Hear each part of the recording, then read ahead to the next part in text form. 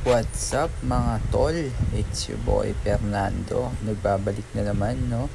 At ngayon, pag-uusapan natin itong aking MG G50 at sa loob ng halos 8 months na paggamit na ito.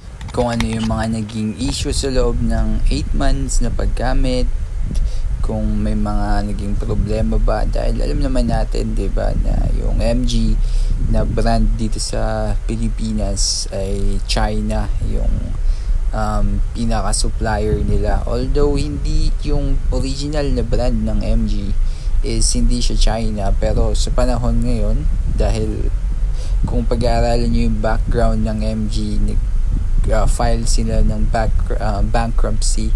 At dahil doon, binili ng isang company sa China, hindi ko matandaan kung ano pangalan ng company na yun.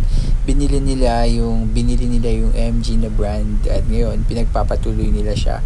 At kaya mostly China yung sasakyan na ito. Pero kahit na ganun, kahit na China brand yung MG, ay ano nga ba yung mga napansin ko dito, no?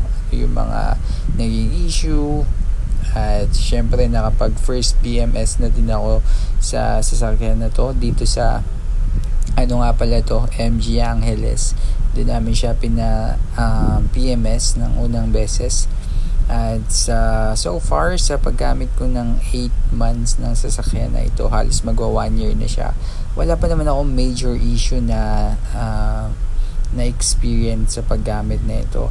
Yun nga lang, dahil yung sasakyan na ito ay ilalim pa rin siya sa BPI, dahil yun yung bank na nag-approve sa amin para malabas yung sasakyan na to. Yung insurance namin nakapaloob pa doon. So dahil ito yung first car ko, daming pagkakataon nung mga unang weeks pa lang na dinadrive ko to na may mga chance na gumasgas din talaga. So yun lang naman yung mga naging problema ko, no? May mga gas-gas yung sasakyan dahil ang laki-laki na ito sasakyan na to, tapos pinag-practicean ko lang. Pero so far sa mga interiors niya, mga aircon, mga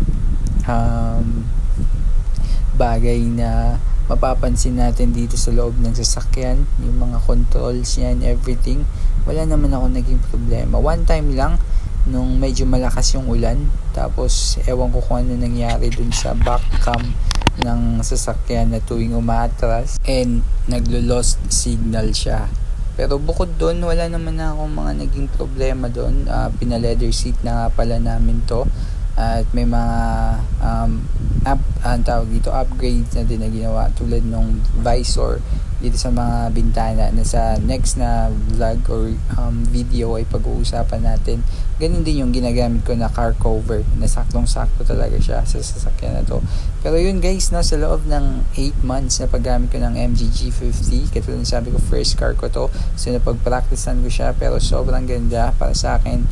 Natuto ako mag-drive sa sasakyan na to, so I can say na it is a medyo beginner friendly na sasakyan, pero sobrang laki nga lang, kaya mahirap talaga sa mga singit-singit. Pero ayun, astig, napakaganda, napaka-komportable. Marami na din kaming lugar na napuntahan, Sagada, La Union, Baguio, gamit ang sasakyan na to. At sobrang lakas ng makina, aircon, at enjoy talaga. Relax yung mga pasahero o yung mga kasama ko sa sasakyan na to. Syempre ako din na nagde-drive, no? At ayun, samahan nyo ako sa mga susunod pa na video. Marami pa tayong pag-uusapan patungkol sa MG G50, at kung may mga questions kayo na gustong pag-usapan, i-comment nyo lang para mabasa ako at pag-uusapan natin yon. Yes sir!